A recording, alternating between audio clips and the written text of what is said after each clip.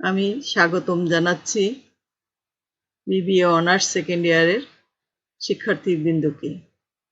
আশা করি তোমরা সবাই ভালো আছো। আজকের ক্লাসটা হবে বন্ড ইস্যুয়েন্স অ্যাট ডিসকাউন্ট।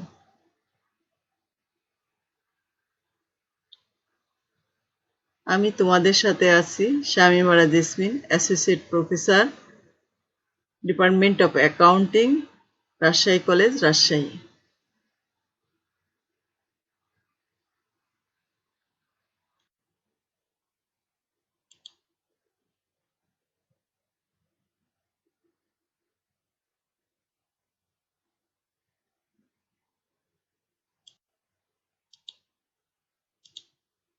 আজকের ক্লাসের শিক্ষণফল। আজকের ক্লাস থেকে তোমরা জানতে পারবে অভারে বা অবমূল্যে বন্ড ইস্যু কি, অবমূল্যে বন্ড ইস্যু সংক্রান্ত হিসাবরক্ষণ।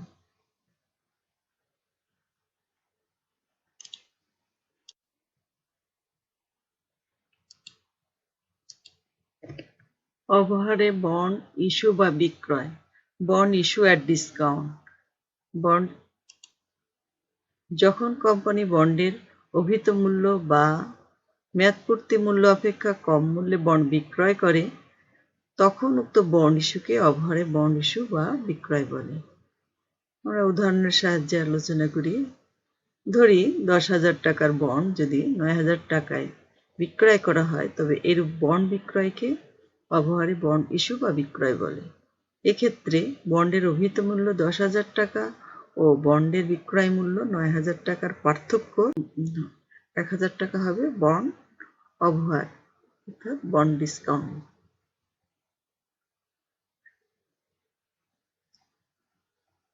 সাধারণত প্রতিষ্ঠানের অর্থনৈতিক দুর্বলতা কিংবা মূলধন বাজারে যথেষ্ট সুনাম না থাকার কারণে যদি বাজারে উক্ত প্রতিষ্ঠানটির বন্ডের যথেষ্ট চাহিদা না থাকে তাহলে প্রতিষ্ঠানটি এরূপ ক্ষেত্রে অভিহিত মূল্যের থেকে কম মূল্যে বন্ড বিক্রয় করতে পারে।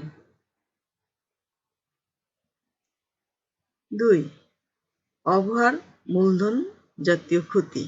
এজন্য বন্ড অবহারকে ডেবিট করা হয় এবং আর্থিক বিবরণীতে দায় পাশে বন্ড থেকে অবহার বাদ দিয়ে দেখানো হয়। অবহারে বন্ড ইস্যুর জন্য কোম্পানির সাধারণ সভায় অনুমোদিত হতে হয় এবং আদালতের মঞ্জুরি পেতে হয়। আদালতের মঞ্জুরি পাওয়ার পর কমপক্ষে 6 মাসের ভিতরে অবহারে বন্ড বিলি করতে হয়। অবশ্য প্রয়োজনে এবং কোম্পানির অনুরোধে আদালত সময় বাড়াতে পারে। কোম্পানির কার্য আরম্ভের কমপক্ষে 1 বছর পরে অবহারে বন্ড বিলি করা যাবে। 5. অবহারের পরিমাণ ঘোষণাপত্রে উল্লেখ থাকতে হবে, যা বন্ড মূল্যের 10% বেশি হতে পারবে না। 6. অবহারে বন্ড বিক্রয় করার পরে কোম্পানির বিবরণপত্রে ও উদ্বর্তপত্রে বন্ড অবহার সম্পর্কিত যাবতীয় তথ্য উল্লেখ করতে হবে। 7. অবহার বন্ড ডিসকাউন্ট বা ডিসকাউন্ট অন বন্ড পেয়েবল নামে হিসাবে স্থান পায়। বন্ড পরিশোধ দিবসের পূর্বে বন্ড ডিসকাউন্ট বন্ধ করা বাধ্যতামূলক। এজন্য প্রতি বছর বন্ড ডিসকাউন্টের অংশ ইন্টারেস্ট এক্সপেন্স এ স্থানান্তর করা হয়, ফলে প্রতিষ্ঠানের সুদ ব্যয়ের পরিমাণ বৃদ্ধি পায়।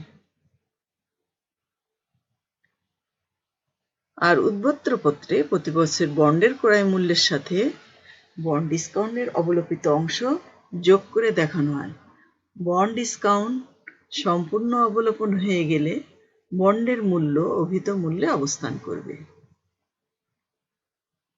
অবহারে বন্ড ইস্যু বা বিক্রয় সংক্রান্ত হিসাব রক্ষণের নিয়মাবলী। Bond issue at discount. যখন অবহারে বন্ড ইস্যু করা হয়, যেহেতু নগদ অর্থ বৃদ্ধি পাচ্ছে এজন্য ক্যাশ ডেবিট হবে। ডিসকাউন্ট অন বন্ড পেয়েবল মূলধন জাতীয় ক্ষতি, এজন্য এটা ডেবিট হবে। আর বন্ড পেয়েবল দায়, এজন্য এটা ক্রেডিট হবে। যখন ইন্টারেস্ট এক্সপেন্স নগদে পরিশোধ করা হয়, অর্থাৎ সুদ যখন নগদে প্রদান করা হয়। খরচ বৃদ্ধি পাচ্ছে, অর্থাৎ interest expense on bond debit হবে, আর নগদ অর্থ চলে যাচ্ছে, এই জন্য ক্যাশ ক্রেডিট হবে। যখন ইন্টারেস্ট বকেয়া থাকে তখন জাবেদা দিতে হলে ব্যয়ের জন্য interest expense on bond debit, আর দায়ের জন্য interest payable on bond credit. যখন বকেয়া ইন্টারেস্ট পরিশোধ করা হয়, যেহেতু এখানে হিসাবভুক্ত করা হয়েছে ইন্টারেস্ট পেয়েবল অন বন্ড, এটা এখন পরিশোধ হয়ে যাবে, এজন্য এটা ইন্টারেস্ট পেয়েবল অন বন্ড হবে ডেবিট, আর নগদ অর্থ চলে যাচ্ছে, এজন্য ক্যাশ হবে ক্রেডিট। যখন বিগত এবং চলতি বছরের ইন্টারেস্ট একসাথে নগদে পরিশোধ করা হয়, বকেয়া সুদের জন্য ইন্টারেস্ট পেয়েবল অন বন্ড হবে debit, interest expense on bond হবে সুদ ব্যয়ের জন্য ডেবিট, নগদ অর্থ চলে যাচ্ছে, এজন্য ক্যাশ হবে ক্রেডিট। যখন ডিসকাউন্ট অন বন্ড পেয়েবলকে ইন্টারেস্ট এক্সপেন্স অন বন্ড হিসাবে স্থানান্তর করা হয়, অর্থাৎ বন্ড ডিসকাউন্টকে অবলোকন করা হয়, তখন এটা ইন্টারেস্ট এক্সপেন্সে ট্রান্সফার করে করা হয়, এজন্য interest expense on bond debit হচ্ছে, যেহেতু সুদ ব্যয় বেড়ে যাচ্ছে। Discount on bond payable credit হয়ে যাচ্ছে, যেহেতু আগে এটা ডেবিট ছিল, অবলোকন করার জন্য এটা ক্রেডিট হয়ে যাচ্ছে। ইন্টারেস্ট এক্সপেন্স এবং বন্ড ডিসকাউন্ট অ্যামorটাইজেশনের জাবেদা একসাথে দেওয়া হয়। যদি সুদ নগদে প্রদান করা হলে interest expense on bond debit হবে, ক্যাশ ক্রেডিট হবে, discount on bond payable credit হবে। সুদ বকেয়া থাকলে ইন্টারেস্ট এক্সপেন্স অন বন্ড হবে debit, interest payable on bond হবে credit, discount on bond payable হবে ক্রেডিট। যখন ইন্টারেস্ট এক্সপেন্স অন বন্ডকে ইনকাম স্টেটমেন্টে স্থানান্তর করা হয়, অর্থাৎ ইন্টারেস্ট এক্সপেন্স বন্ধ করে দেওয়া হয়, তখন ইন্টারেস্ট এক্সপেন্স অন বন্ড হবে ক্রেডিট, আর ইনকাম স্টেটমেন্ট হবে ডেবিট। যেহেতু কোনো হিসাব বন্ধ করতে গেলে উল্টো জাবেদা দিতে হয়, অর্থাৎ ইন্টারেস্ট এক্সপেন্স ডেবিট ব্যালেন্স আছে, সেজন্য এটাকে ক্রেডিট করে বন্ধ করা হলো। যখন বন্ড পেয়েবল মেয়াদ পূর্তিতে পরিশোধিত হয়, বন্ড পেয়েবল ডেবিট হবে এই কারণে, যেহেতু দায় কমে যাচ্ছে পরিশোধ করার জন্য, দায় কমে গেলে ডেবিট, আর ক্যাশ চলে যাচ্ছে, এজন্য cash credit.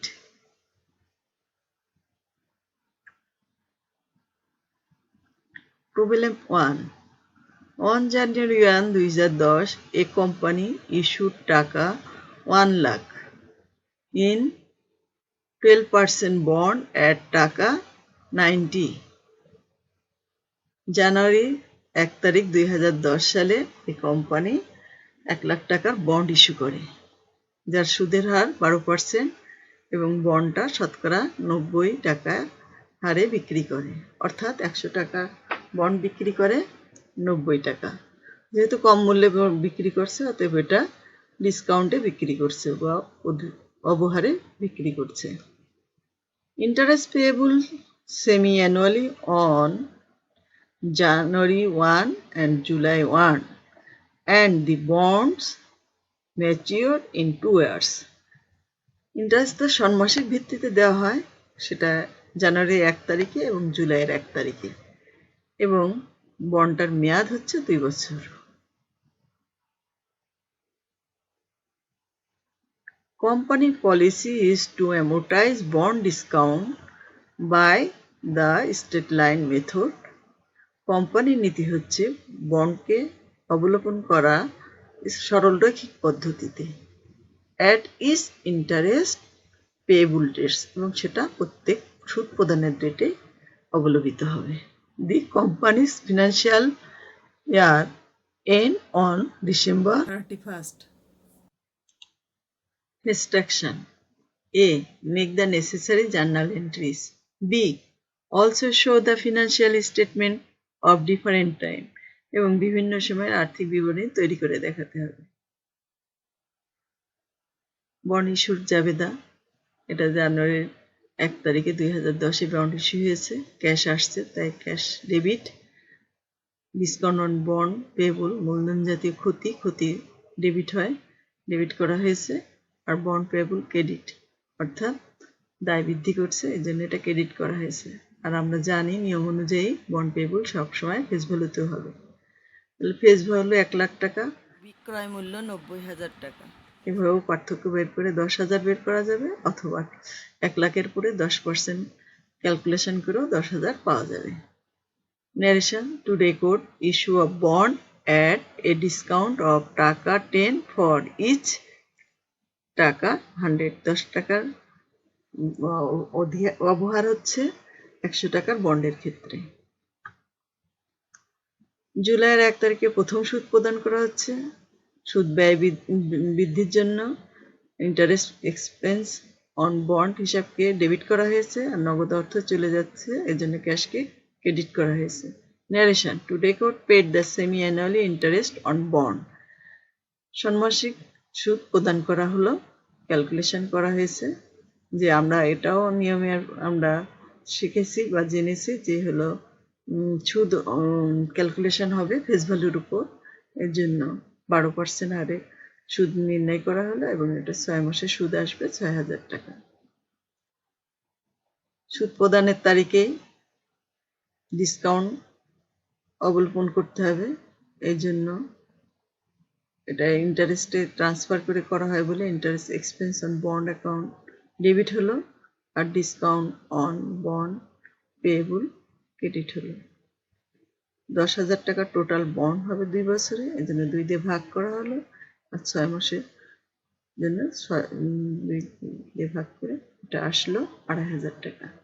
To record amortize bond discount for 6 month on 2-year bond issue under straight line method, বন্ডটা অ্যামোর্টাইজ করা হয়েছে 6 মাসের, যা 2 বছর মেয়াদি বন্ড, সেটা সরলরৈখিক পদ্ধতিতে।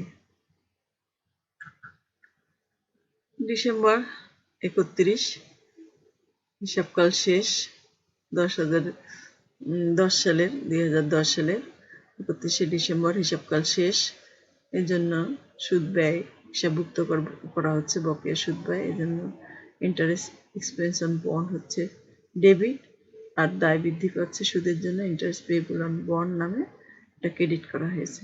Two record semi annually interest payable on bonds, calculation করলে একই আসবে যেহেতু সরলরৈখিক পদ্ধতিতে। 31 ডিসেম্বর আবারও বন্ড অবলোকন করা হচ্ছে, একই রকম জাবেদা, একই রকম অর্থ, একই রকম narration.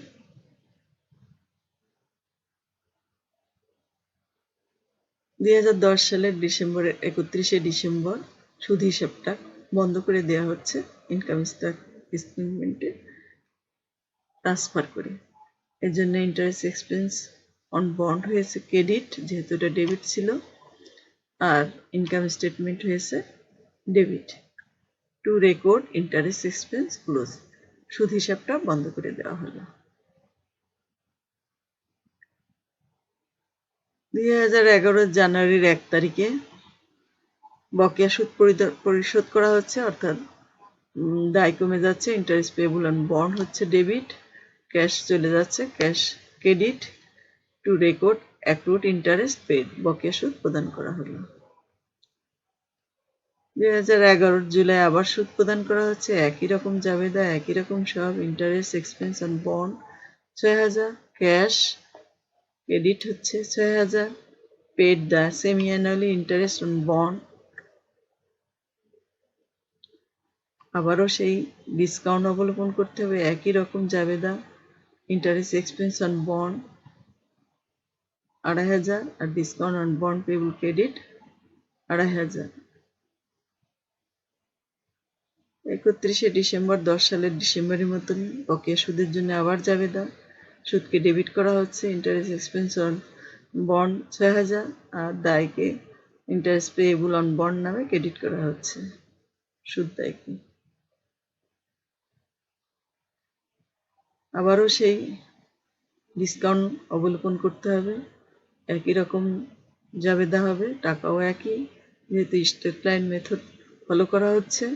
Interest expense on bond debit আর discount on bond payable credit.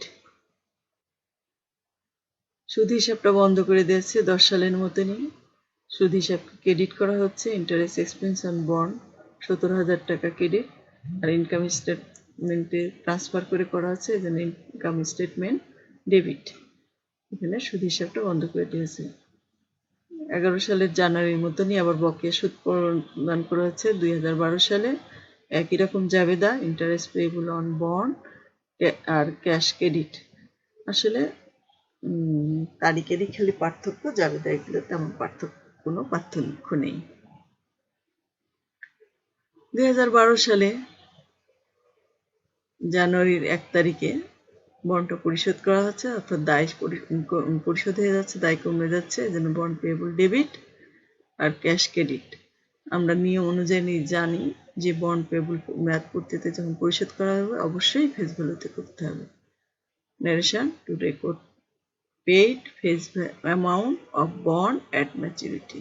Face অ্যামাউন্টে বন্ডের মূল্য মেয়াদ পূর্তিতে পরিশোধ করা হবে। ইন্টারেস্ট এক্সপেন্স অন বন্ড, এই হিসাবটা করব। এই হিসাবটা যখন ডেবিট হবে তখন ডেবিট ঘরে তার টাকা হবে, আর যখন ক্রেডিট হবে তখন ক্রেডিট ঘরে টাকা হবে। আর এখানে যে অ্যাকাউন্ট টাইটেলে যে হিসাবগুলো লেখা হবে সেটা ডেবিট হলে তার বিপরীত যে ক্রেডিট কথা থাকবে সেটা হবে, আর ক্রেডিট হলে ডেবিট যে কথা থাকবে সেটা হবে, ডেবিট যে হিসাব থাকবে সেটা হবে। এখানে ডেবিট এই কয়টা আইটেমই ডেবিট হয়েছে, এই জন্য ডেবিট ঘরে টাকা লেখা হয়েছে। প্রথম ক্ষেত্রে ক্রেডিট হিসাব ছিল ক্যাশ, এই জন্য ক্যাশ লেখা হয়েছে। দ্বিতীয় ক্ষেত্রে ক্রেডিট হিসাব ছিল ডিসকাউন্ট অন বন্ড পেবল, এই জন্য ডিসকাউন্ট অন বন্ড পেবল লেখা আছে। এগুলো জাবেদা খেয়াল করলে দেখতে পাবা তোমরা, এইভাবে যেভাবে জাবেদা দেওয়া আছে।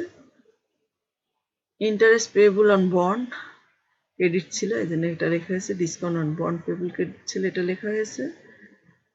আর শেষ হিসাবটা এখানে ইন্টারেস্ট এক্সপেন্স ক্রেডিট ছিল, এই জন্য এটা ক্রেডিট কলামে টাকা লেখা আছে, আর বিপরীত হিসাব ডেবিট ছিল ইনকাম স্টেটমেন্ট, এই জন্য এখানে ইনকাম স্টেটমেন্ট লেখা হয়েছে। তাহলে এখানে 6,000 ডেবিট ব্যালেন্স, এখানে এসে 6,000 ডেবিট ব্যালেন্স হলো, তার সাথে 2,500 যোগ হয়ে হলো 8,500 ডেবিট ব্যালেন্স, তার সাথে আবার 6,000 যোগ হলো, দাঁড়ালো 14,500 ডেবিট ব্যালেন্স, তার সাথে আবার 2,500 যোগ হলো, এই যোগ হয়ে ব্যালেন্স ডেবিট ব্যালেন্স দাঁড়ালো 17,000 টাকা। 17,000 টাকা সম্পূর্ণ ইনকাম স্টেটমেন্টে বন্ধ করা হয়ে গেল, এই জন্য এটা নীল হয়েছে। এরপরে আমরা 2011 সালে আবার ইন্টারেস্ট এক্সপেন্সের হিসাব করব। সেখানে একই রকম আসবে, খালি টাইমের পরিবর্তন। এখানে সব 11 সাল আসবে 2000, আর সব কিছু একই থাকবে। দেখি চলো, এই যে 2011 সাল, আর সবই একই আছে, যেহেতু একই রকম জাবেদা দুই সময়, এই জন্য একই রকম হিসাব হয়েছে। ডিসকাউন্ট অন বন্ড পেবল, যেহেতু এটা ডেবিট এই জন্য ডেবিট ঘরে টাকা লেখা হয়েছে, আর বিপরীত কথা ছিল বন্ড পেবল, এই জন্য বন্ড পেবল, অর্থাৎ বিপরীত কথা বলতে ক্রেডিট হিসাব ছিল বন্ড পেবল, এই জন্য বন্ড পেবল অ্যাকাউন্ট টাইটেলে লেখা হয়েছে। ডেবিট ব্যালেন্স হচ্ছে 10,000 টাকা। এরপরে সব আইটেমই ক্রেডিট, অর্থাৎ ডিসকাউন্ট অন বন্ড পেবল সব ক্রেডিট হয়েছে, আর ডেবিট সব বিপরীত হিসাব ছিল, ডেবিট হচ্ছে ইন্টারেস্ট এক্সপেন্স অন বন্ড, এই জন্য সব ক্ষেত্রে ইন্টারেস্ট এক্সপেন্স অন বন্ড হয়েছে। তাহলে আমরা এখান থেকে দেখছি ডেবিট ব্যালেন্স যেহেতু 10,000, এটা ক্রেডিট হয়েছে, বাদ দিয়ে কমে এসে দাঁড়ালো 7,500, আবার 2,500 বাদ গেল, 5,000 দাঁড়ালো, আবার 2,500 বাদ গেল, 2,500 থাকলো, শেষে আবার 2,500 বাদ গেল, থাকলো নীল। ইন্টারেস্ট পেয়েবল অন বন্ড, এই হিসাবটা যখন আমরা করব একই রকম নিয়ম। ডেবিট হলে এই হিসাবটা ডেবিট ঘরের টাকা, আর ক্রেডিট হলে ক্রেডিট ঘরের টাকা। প্রথম হিসাবে ডেবিট হয়েছে 2010 সালের ডিসেম্বরের 31 তারিখে 6,000 টাকা, এই জন্য 6,000 টাকা লেখা হয়েছে। ডেবিট হিসাব ছিল ইন্টারেস্ট এক্সপেন্স অন বন্ড। তদ্রূপ 2011 সালের জানুয়ারিতে এটা ডেবিট ব্যালেন্স ছিল, ডেবিট ঘরে টাকা লেখা হয়েছে, আর ক্যাশ ছিল বিপরীত হিসাব অর্থাৎ ক্রেডিট হিসাব, এই জন্য ক্যাশ লেখা হয়েছে। তদ্রূপ 11 সালের ডিসেম্বরেও ইন্টারেস্ট এক্সপেন্স ছিল ডেবিট হিসাব, আর টাকাটা ছিল ক্রেডিট।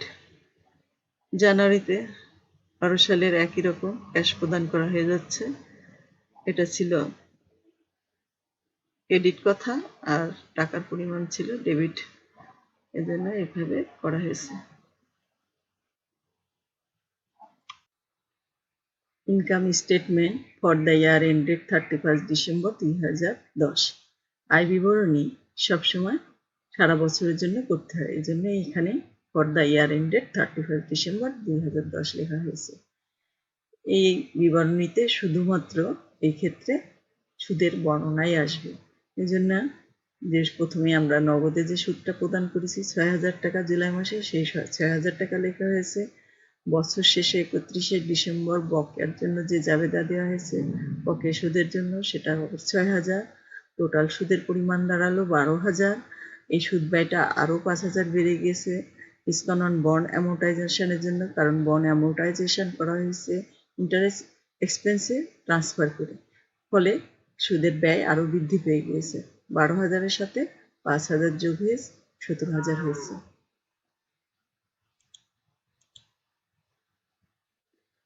11 সাল আবার ইনকাম স্টেটমেন্ট করা হচ্ছে।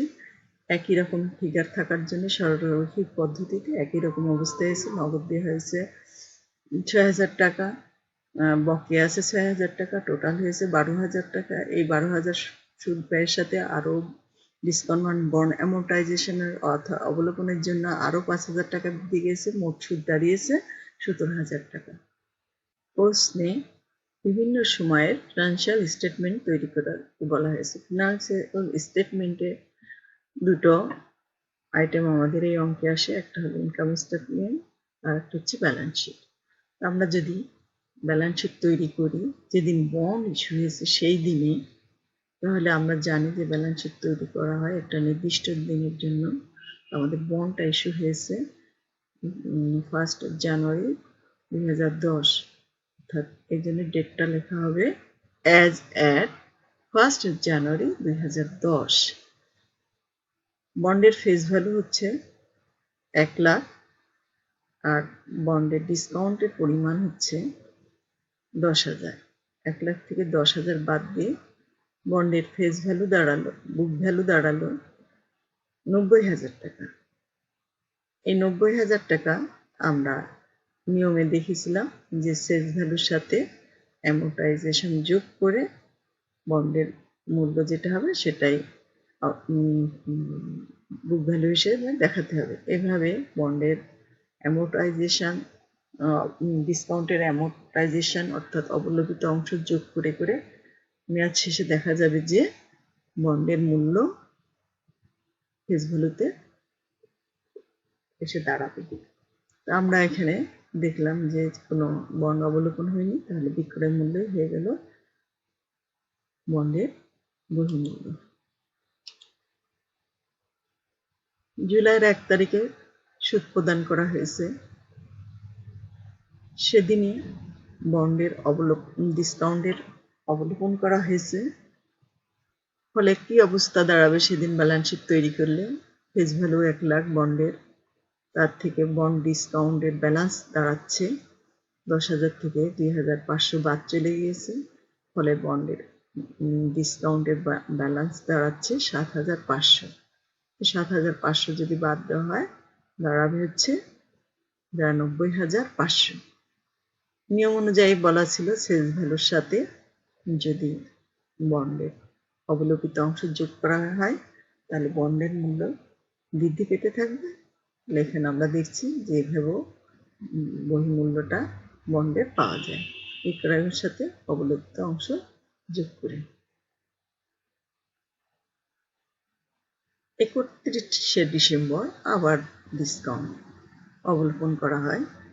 এদিন যদি একটা ব্যালেন্স শিট তৈরি করা হয় তাহলে একই অবস্থা দেখা যাবে যে বন্ডের ডিসকাউন্টের পরিমাণ 10,000, এর আগে 2,500 বাদ গেছে, আবার নতুন ডিসেম্বরে 2,500 বাদ যাচ্ছে। তাহলে টোটাল ডিসকাউন্ট অবলোকন হচ্ছে 5,000 টাকা। 5,000 টাকা 10,000 টাকাতে বাদ দিলে ব্যালেন্স থাকছে 5,000 টাকা। এই 5,000 টাকা আমরা ফেস ভ্যালু থেকে বাদ দিলে বন্ডের মূল্য দাঁড়াচ্ছে, বহি ভ্যালু দাঁড়াচ্ছে 95,000 টাকা। এটা ঠিক ওই আগের নিয়ম অনুযায়ী যদি বের করা হয় একইভাবে আসবে। 1 জুলাইয়ের বুক ভ্যালু ছিল 92,500 টাকা, তার সাথে নতুন আরো অ্যামোর্টাইজিং অংশ যোগ হলো 2,500 টাকা, টোটাল ফিগার দাঁড়ালো 95,000 টাকা। আবার 2011 সালে 1 জুলাই বন্ড অবলোকন হচ্ছে, অর্থাৎ অবলোকনের পরিমাণ বেড়ে যাচ্ছে আর এদিকে ডিসকাউন্টের পরিমাণের ব্যালেন্স কমে যাচ্ছে। এখানে আরো 2,500 কমায় বর্তমানে ডিসকাউন্টের ব্যালেন্স দাঁড়াচ্ছে 2,500। এই 2,500 ফেস ভ্যালুতে বাদ দিয়ে দাঁড়ালো 97,500। ঠিক আমরা যদি বুক ভ্যালুর আগের সময়ের বুক ভ্যালুর সাথে বর্তমানের অবলোকিত ডিসকাউন্ট যোগ করি তাহলেও দাঁড়াবে 97,500। নিয়মে যেটা বলা ছিল যে এই অবলুপ্ত অংশ যোগ করে করে একসময় মেয়াদ শেষে বন্ডের মূল্য এসে দাঁড়াবে ফেস ভ্যালুতে, আমরা সেটা লক্ষ্য করতে পারছি। 31শে ডিসেম্বর 2011তে যদি আবার ব্যালেন্স শিট করা হয় আরও 2,500 টাকা অর্থাৎ 2,500 টাকা কমে যাবে, ফলে 10,000 টাকায় বন্ড ডিসকাউন্ট অবলোকিত হয়ে যাবে। ফলে ডিসকাউন্ট অন বন্ড পেয়েবলের কোনো ব্যালেন্স থাকবে না, অর্থাৎ নীল হয়ে যাবে। ফলে বন্ডের বহির্মূল্য দাঁড়াবে 1 লাখ টাকা, অর্থাৎ ফেস ভ্যালুর সমান হয়ে গেল। এবার 2012 সালের জানুয়ারিতে বন্ডের মেয়াদ হয়ে গেল এবং এ সময় আমরা বন্ডটা পরিশোধ করে দিতে হচ্ছে।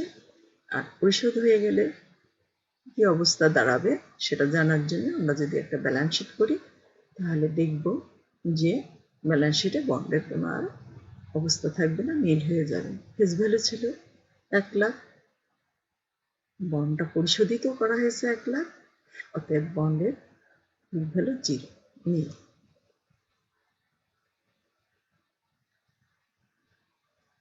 আমরা আর একটা উদাহরণ দেখি।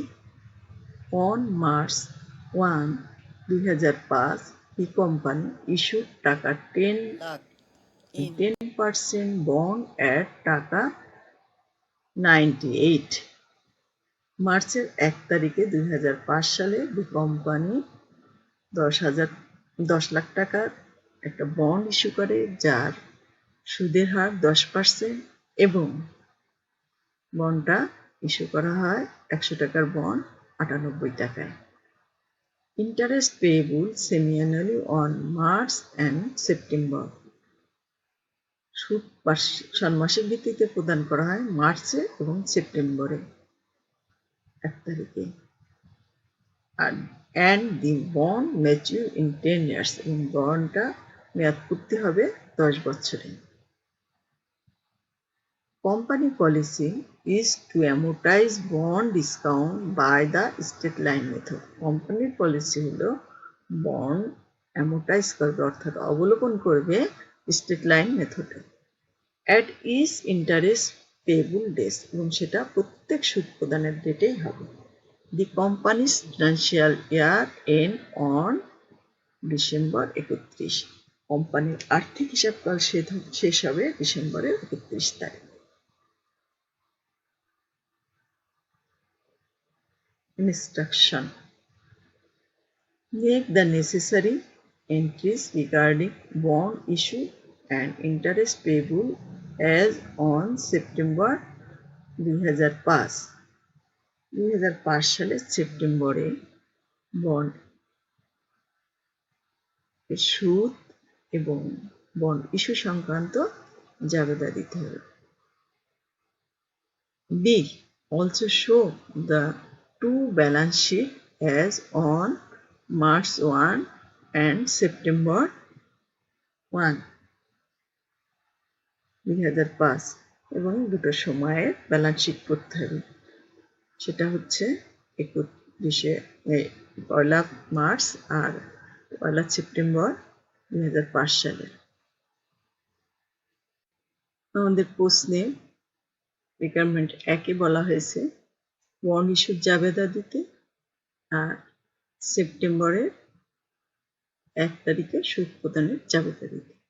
আমরা প্রথমে বন্ড ইস্যুর জাবেদা দেব। বন্ড ইস্যু হয়েছে 2005 সালের মার্চের 1 তারিখ, এখানে ডেটটা লেখা হলো। আর বন্ডটা যেহেতু আমরা ডিসকাউন্টে বিক্রি হতে দেখেছি, সেই জন্য আমরা একটা বন্ড ইস্যু অ্যাট ডিসকাউন্ট হিসেবে হেডিং লিখে দিচ্ছি, এটা না রাখলেও চলে। আমাদের বন্ড ইস্যু করার অর্থাৎ বিক্রয় করার ফলে নগদ অর্থ আসছে, এই জন্য ক্যাশকে ডেবিট করা হয়েছে, ক্যাশ বৃদ্ধি পাচ্ছে। এটা 10 লাখ টাকার একটা বন্ড, যেটা 98% হারে বিক্রি করা হয়েছে। ক্যালকুলেশন করে আমরা পাচ্ছি 9,80,000 টাকা। বন্ড পেবল আমাদের দায় বৃদ্ধি করছে, এই জন্য বন্ড পেবলকে আমরা ক্রেডিট করেছি 10 লাখ টাকা। আমরা জানি যে যখন বন্ড ইস্যু করা হয় বন্ড পেবলের মূল্য অবশ্যই ফেস ভ্যালুতে লিখতে হবে। যেহেতু ফেস ভ্যালু 10 লাখ, এই জন্য আমরা 10 লাখ লিখেছি। আমরা টাকা পাচ্ছি 9,80,000, আমাদের ঘাটতি থাকছে 20,000, আমরা এই 20,000 ডেবিট করেছি এবং এই টাকাটা ডিসকাউন্ট হিসাবে আমরা ডেবিট করেছি। হিসাবটার নাম দিয়েছি আমরা ডিসকাউন্ট অন বন্ড পেয়েবল। এই ডিসকাউন্টের টাকা আমরা এই 10 লাখের উপর যদি 2% হারে বের করি তাহলেও আমরা পেয়ে যাব। এবার আসুন narration. To record issuance of bond payable at a discount. বন্ডটা ইস্যু করা হয়েছে ডিসকাউন্টে। অফ টাকা 2 ফর ইজ টাকার 100, প্রত্যেক 100 টাকার ক্ষেত্রে 2 টাকা বাটায়।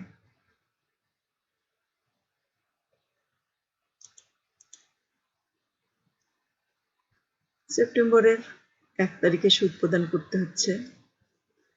দিন সুদ ব্যয় বৃদ্ধি পাচ্ছে, এই জন্য interest expense on bond debit করা হয়েছে। ক্যাশ চলে যাচ্ছে, নগদ হ্রাস পাচ্ছে, এই জন্য ক্যাশকে ক্রেডিট করা হয়েছে 50,000 টাকা।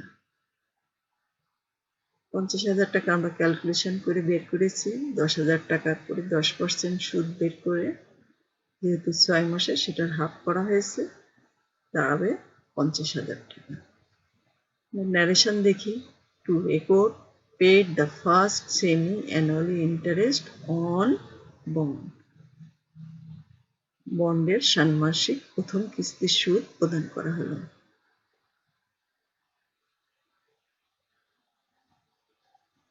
ওই তারিখেই প্রশ্নে বলা আছে যে বন্ড অ্যামোর্টাইজেশন করতে হবে, বন্ড ডিসকাউন্ট অ্যামোর্টাইজেশন করতে হবে। আমরা বন্ড ডিসকাউন্টকে অ্যামোর্টাইজেশন করব ইন্টারেস্ট এক্সপেন্সে স্থানান্তর করে। এর জন্য সুদ ব্যয় বৃদ্ধি পেয়ে যাচ্ছে। Interest expense on bond debit করা হয়েছে আর discount on bond payable credit করা হয়েছে, যেহেতু ডিসকাউন্টের পরিমাণ কমে যাচ্ছে, অর্থাৎ ক্ষতি হ্রাস পাচ্ছে। এখানে বন্ড ডিসকাউন্টের পরিমাণ হচ্ছে, টোটাল পরিমাণ 20,000। এটা 10 বছরে আমাদের অবলোকন করতে হবে, এই জন্য সরলরৈখিক পদ্ধতি যেহেতু 10 দিয়ে ভাগ করা হলো। 80 তাতে 2,000 টাকা আর যেহেতু এটা ষান্মাসিক ভিত্তিতে এজন্য হাফ দিয়ে ভাগ করা হয়েছে, 2 দিয়ে ভাগ করা হয়েছে, ফলে 1000 টাকা আসছে। আমরা ন্যারেশন দেখি। To record amortize bond discount for 6 month. আমরা 6 মাসের বন্ড ডিসকাউন্ট অবলোকন করলাম। আমরা সেপ্টেম্বরের সুদ এবং বন্ড অবলোকনের জন্য দুটো আলাদা আলাদা জাবেদা দেখিয়েছি। সেই আলাদা আলাদা জাবেদা না দিয়েও আমরা একটা জাবেদা দিয়েই এই হিসাবটা কমপ্লিট করতে পারি। ইন্টারেস্ট এক্সপেন্স অন বন্ড আমাদের 51,000 টাকা ডেবিট হবে। টোটাল সুদ ব্যয় দাঁড়াবে 51,000 টাকা। সুদ নগদে পরিশোধ করা হচ্ছে 50,000 টাকা, এই জন্য ক্যাশ ক্রেডিট হয়েছে 50,000 টাকা। আর discount on bond payable credit হয়েছে, অর্থাৎ ক্ষতি হ্রাস পাচ্ছে 1,000 টাকা। এই 50,000 আর 1,000 যোগ করে 51,000 টাকা টোটাল সুদ ব্যয় দাঁড়িয়েছে, সেটা লেখা হয়েছে। Paid the first semi-annually interest on bond and amortized bond discount. আমরা প্রথম ষান্মাসিক ভিত্তিতে সুদ প্রদান করলাম এবং বন্ড অ্যামোর্টাইজ করলাম। রিকোয়ার বি, দুটো সময়ের ব্যালেন্স শিট চাওয়া হয়েছে রিকোয়ার বিতে। প্রথম আমরা যেদিন ইস্যু করেছি সেদিনে আমাদের ব্যালেন্স শিটটা করা হচ্ছে। বন্ডের ফেস ভ্যালু হচ্ছে 10 লাখ টাকা। বন্ডটা হলো 10% হারে। আমরা সাধারণত জানি সুদের হার উল্লেখ করে ঋণ বা দায় লেখা হয়, জন্য 10% বন্ড পেয়েবল লেখা হয়েছে এবং এটা 10 বছর মেয়াদি বলে বোঝানোর জন্য 10 ইয়ার্স লেখা হয়েছে। লেস ডিসকাউন্ট, যেহেতু ডিসকাউন্ট ইস্যুর দিনে কোনো অবলোকন হবে না, সেই জন্য এটা 20,000ই বাদ দেওয়া হলো, ফলে বন্ডের বহির্মূল্য দাঁড়ালো 9,80,000 টাকা। সেপ্টেম্বরে আমরা যদি আর একটা ব্যালেন্স শিট তৈরি করি, ওই দিন ব্যালেন্স শিটে আমাদের বন্ডের একটা অংশ অর্থাৎ 1,000 টাকা অবলোকন করা হয়ে যায়। এই জন্য বন্ডের ডিসকাউন্টের পরিমাণ কমে যাবে। বন্ডের ডিসকাউন্ট ব্যালেন্স দাঁড়াবে 20,000 থেকে 1,000 বাদ দিলে 19,000 টাকা, ফলে বন্ডের বহির্মূল্য দাঁড়াবে 9,81,000 টাকা। Thank you for all. ভালো থেকো, সুস্থ থেকো, আবার দেখা হবে। আসসালামু আলাইকুম ওয়া রাহমাতুল্লাহি ওয়া বারাকাতুহু।